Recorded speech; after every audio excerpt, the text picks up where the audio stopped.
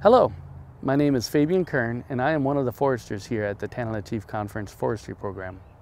I'm here to provide some context to the video you are about to watch. Every year, the Intertribal Timber Council members and federal agency folks come together for the annual National Indian Timber Symposium to discuss forestry and wildland fire related issues and concerns facing Indian country today. You might be asking yourself, who is the Intertribal Timber Council? ITC, as it's commonly referred to, is a nonprofit consortium of tribes dedicated to improving the management of natural resources of importance to tribal communities. TCC is a member of ITC, with Herbie Demet of TCC's e-board serving as our delegate. TCC also currently sits on the ITC board. TCC was scheduled to host the annual Timber Symposium in 2020, but was postponed to 2022 due to the pandemic. This year, the symposium was held virtually in May. This video was created with the great assistance of TCC Communications to be played during one of the breaks to briefly describe who we are and to invite tribes and federal agency personnel up to Fairbanks when we plan to host the 45th annual National Indian Timber Symposium next May. More information concerning next year's symposium will be forthcoming when the symposium committee meets at the fall ITC board meeting in September, so please stay tuned. For now, I hope you enjoy this video and I strongly encourage our tribes to consider joining us next year.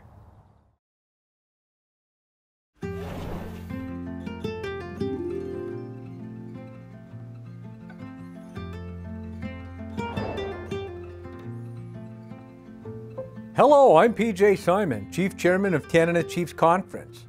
We serve 37 federally recognized tribes here in the interior of Alaska. I would like to formally invite you to the Intertribal Timber Council to our town of Fairbanks for your 2022 symposium in May.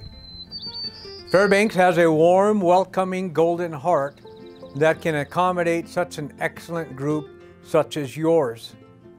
I would like to introduce one of our longtime employees, Director of Forestry Programs, Will Putman, which many of you might know and recognize. Will can fill you in with more details and pertinent information to help you with your upcoming plans to Alaska. Thank you for your time and we look forward to seeing you at the symposium. Anabasi.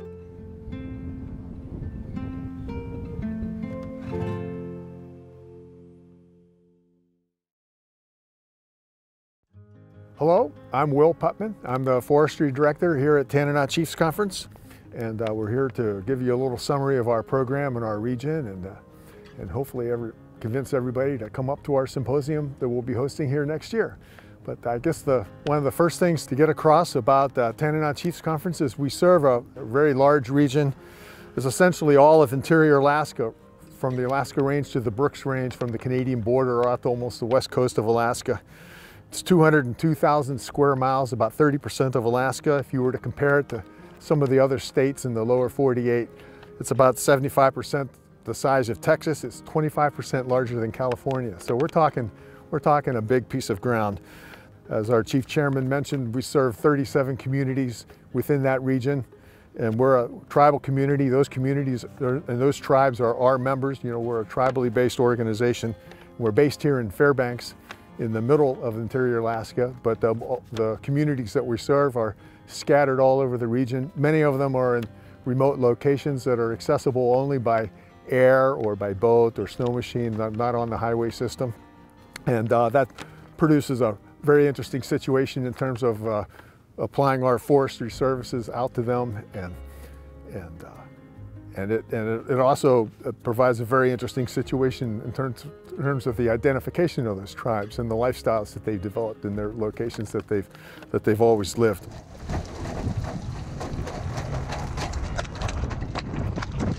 So just a bit of a summary of our forestry program.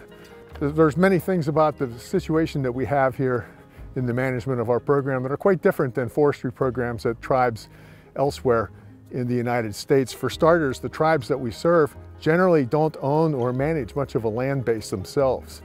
and which is just because of the nature of how the land management and land status situation is in Alaska. But one of the core things that we do end up providing through our program is we provide forest management trust services to individual native allotment owners. So we're dealing with the owners of these native allotments. There's approximately 2,700 of these allotment parcels scattered around our region. There's probably upwards of 10,000 owners of those allotment parcels, and totaling about 250,000 acres, about 150,000 acres of which is forested. So again, the logistics of trying to apply our forest management service on these allotments is daunting. They're widely scattered. It's very interesting trying to get to them and to serve with some of the functions that we provide. But we'll do things like forest inventories and management plans and timber sales, forest development projects, forest health projects, a whole variety of things. A lot of it's based on the request driven by the allotment owners themselves. And we're there to provide those services. We provide that through a self-governance compact that we have with the Bureau of Indian Affairs. And that provides kind of the core of our forestry program.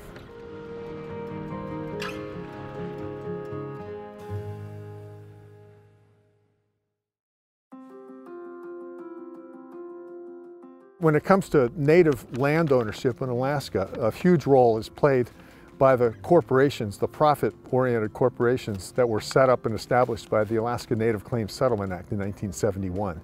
So that a lot of the land base around the locations of these individual tribes is actually owned by a native village corporation. And there's also a regional corporation of which all the tribal members in the region are shareholders of, that has large land holdings scattered throughout the state.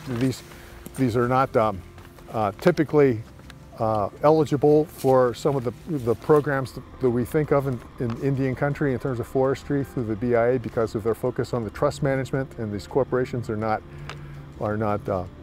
trust lands per se, but they do comprise a very important land ownership in terms of importance to our tribal members that are in these villages that are also the shareholders of in these corporations.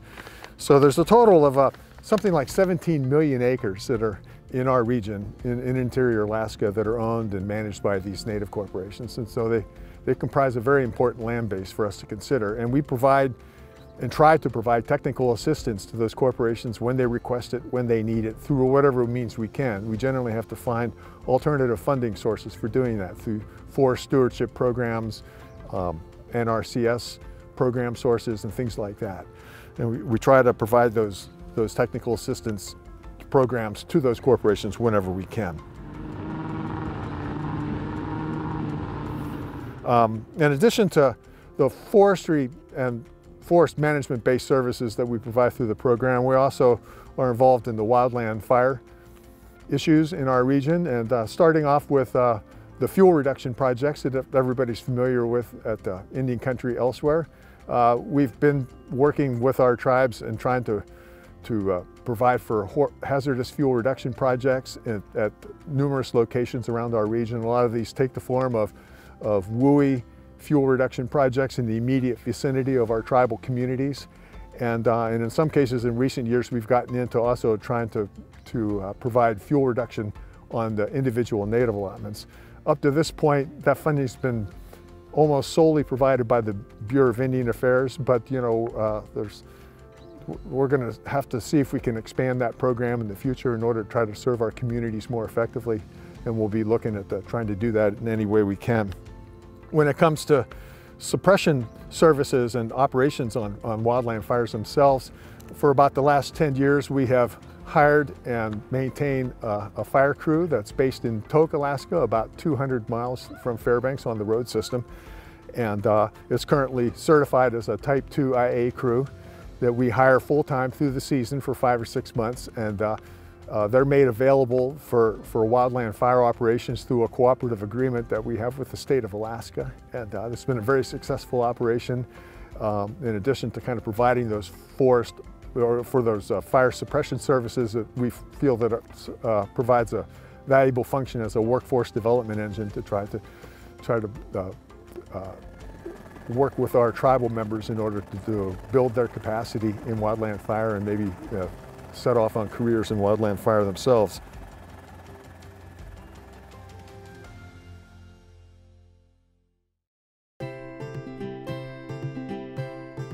Through the management of that fire crew, we have sort of developed the capacity to be able to extend firefighter training. We started doing that with kind of self-training our own crew, and that extended itself into to setting up an agreement with the BLM Alaska Fire Service, which is provides all the federally managed fire operations in our region. And we have an agreement with them where we conduct a lot of the pre-season training, refresher training and pack testing, and some CPR first aid training and some other training sessions that we apply to their emergency firefighter force that makes up the Type 2 crews that have always kind of historically been important in terms of managing fire resources here in Alaska.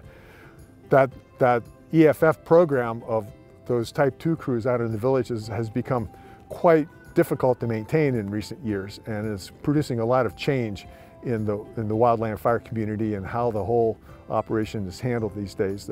BLM, Alaska Fire Service, is now moving into more of a contract crew model where they're backing off the hiring of these Type 2 crews themselves and are relying on contractors to provide those services. So one of the things we're trying to do with our firefighter training capacity is to be able to extend that training to the contractors in order to provide a vehicle for our tribal members to be able to get the skills to be able to be hired as employees on these contract crews. In addition, we're also attempting to try to engage as a Type 2 wildland fire crew contractor ourselves.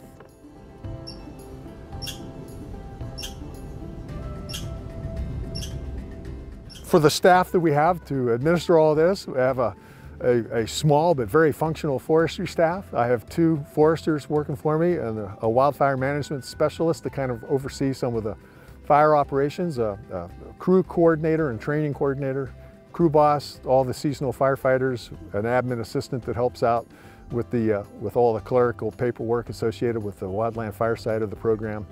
And so it's a great bunch of people to work with, and we feel like we've got a really good thing going. Lots of activity, lots of change. It's been a very, very dramatic time in recent years, you know, especially on the wildland fire side of the equation where there's so much change going on.